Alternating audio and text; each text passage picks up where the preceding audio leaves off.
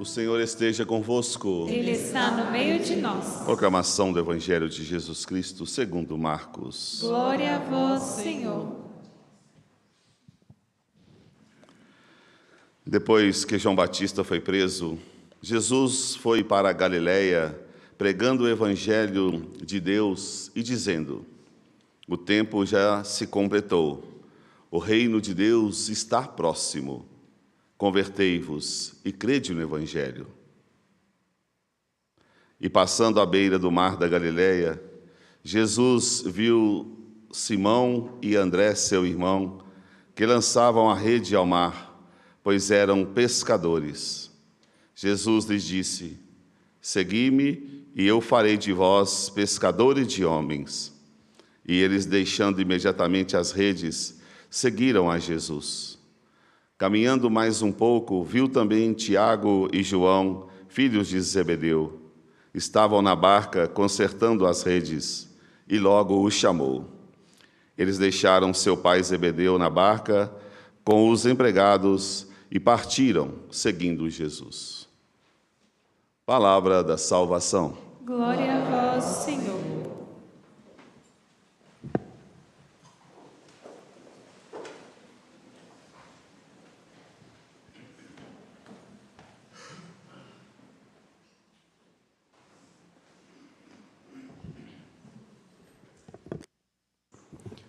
Amados irmãos e irmãs aqui presentes nesta casa de clemência e bondade, o Santuário da Virgem Senhora da Piedade, celebramos o terceiro domingo do tempo comum na Igreja, mas convocados pelo Santo Padre, o Papa Francisco, para celebrarmos este domingo também como o domingo da Palavra de Deus. Por mais que saibamos que aqui no Brasil nós celebramos o mês da Palavra de Deus no mês de setembro, mas em comunhão, não podemos nos esquecer que aqui estamos em uma basílica, a menor basílica do mundo, ou seja, estamos em comunhão com o Santo Padre. Por isso que aqui temos esta umbrella com as cores da bandeira do Vaticano e também o tintinábulo, mostrando que aqui nós estamos em uma basílica. Que a palavra de Deus foi dirigida a Jonas pela segunda vez. Ou seja, a primeira vez Jonas não quis escutar. A primeira vez a palavra foi dirigida a ele, o que ele fez? Como às vezes nós fazemos, né? Vamos para a direção contrária. E assim ele o fez. E a história narra que ele foge, entra numa embarcação, os homens jogam ele para fora do navio, um peixe o engole e o vomita na beira da praia em Nínive. A baleia, o peixe, é o símbolo de Israel. Logo, o autor bíblico quer dizer que Jonas foi consumido por Israel. E assim, a palavra é de mas a contragosto, resmungando, igual muita gente anda aí conversando sozinho, resmungando. Jonas foi para Nínive anunciar a desgraça. Olha, ou vocês se convertem, ou em 40 dias, eu, o próprio Deus, que me enviou, irá destruir esta cidade. E é belo perceber que o profeta, ele vai anunciar a uma cidade pagã, a uma cidade de colonização, onde os homens tentaram tomar conta do povo de Israel, ou seja, inimigo. Como que o Senhor está me mandando para uma terra pagã, uma terra inimiga, uma terra assíria? E assim, Jonas entra naquela cidade, que aqui diz que ela era tão grande que era necessário 3 dias para ser atravessada. 3 dias a pé, né, gente? Porque antigamente não existia carro, né? Mas ele entra em um ambiente hostil. ele entra em um ambiente que ele não era muito bem recebido, e nós temos um Deus que manda castigar o povo. Aqui, então, nós percebemos Deus poupando o povo convertendo-se, e o próprio profeta também amolecendo o seu coração. Ou seja, nós temos um Deus que se arrepende, um povo que se arrepende e um profeta que se arrepende. Cabeça dura, teimoso, mas que conseguiu mudar de direção. Se Deus desistiu de castigar a cidade, poupou a cidade porque eles se converteram. E é até interessante, porque a gente costuma dizer que carro apertado é que canta, né? Ou seja, o profeta amargurado, o povo que se impacta com a notícia: olha, se vocês não se converterem, não fizerem jejum, não vestirem de saco, não colocarem cinzas em suas cabeças, essa cidade será destruída. O povo então cai em si e reconhece quem era o verdadeiro Deus.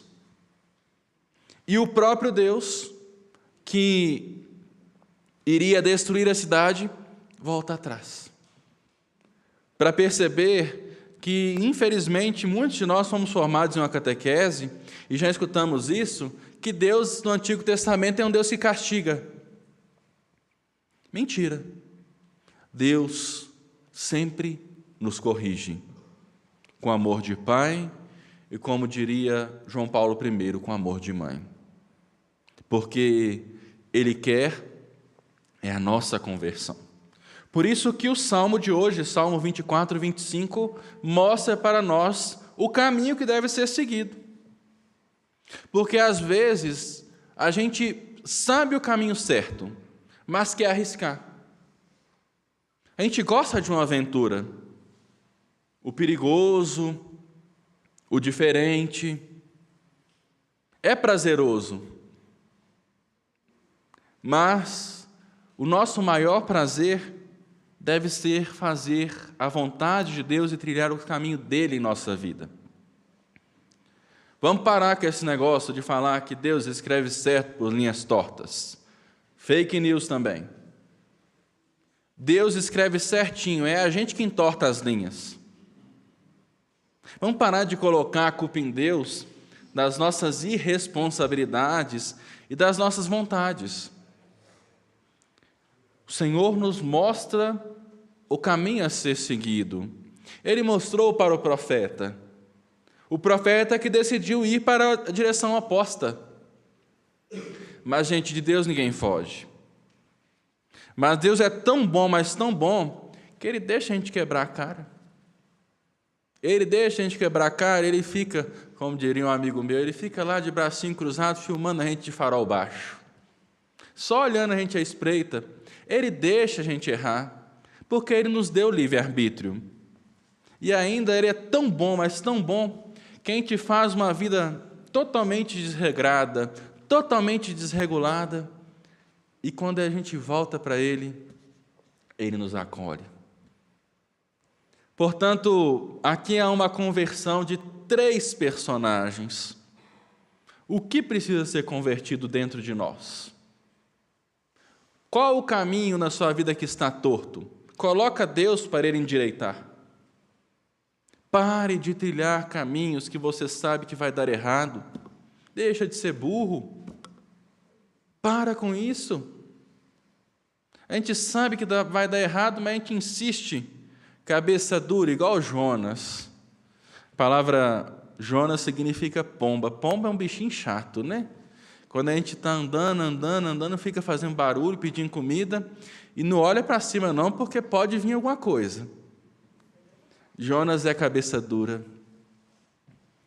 Que nós possamos pedir a Deus que amoleça o nosso coração, para que assim nós possamos fazer sempre a vontade dEle em nossa vida, e não a nossa vontade, porque nós, infelizmente, pedimos mal, não sabemos pedir e falamos demais. E quem fala demais escuta pouco. Como diria as nossas professoras, Deus nos deu uma boca e 2 ouvidos, ou seja, fala menos e escuta mais. A lógica até da criação foi feita com equilíbrio. Já pensou nós com 2 bocas, o que ia dar? Crê em Deus Pai. Assim também nós ouvimos o Evangelho de São Marcos em seu capítulo 1, mas os versículos 14 a 20. Até o versículo 13, nós temos um grande prólogo do Evangelho de Marcos. Agora, João Batista sai de cena e Jesus entra em cena. Por isso que o Evangelho de hoje começa: depois que João Batista foi preso, Jesus foi para a Galileia, pregando o Evangelho de Deus e anunciando a conversão. Prestemos atenção, que toda a liturgia de hoje fala de um processo de metanoia, de conversão, mudança de direção.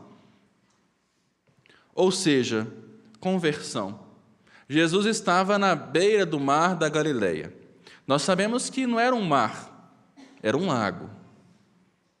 E lá, Jesus começa a constituir a igreja, a chamar os apóstolos, a igreja primitiva.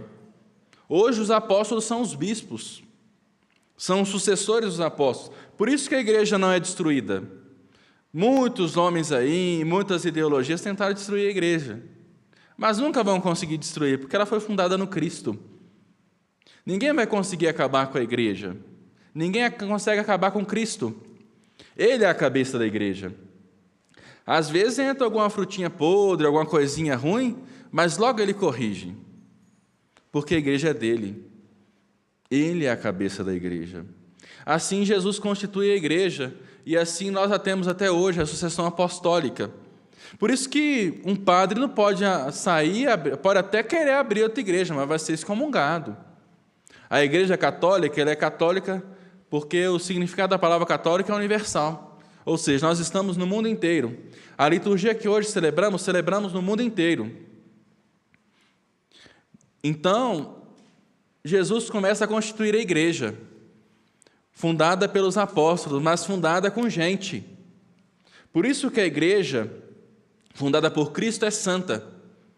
Mas ela peca não enquanto igreja, mas ela peca enquanto homens, porque nós somos falíveis. Não quer dizer que eu virei padre há 5 meses atrás que eu deixei de pecar. A igreja é fundada por homens, é constituída por homens. Portanto, não se decepcione com os homens.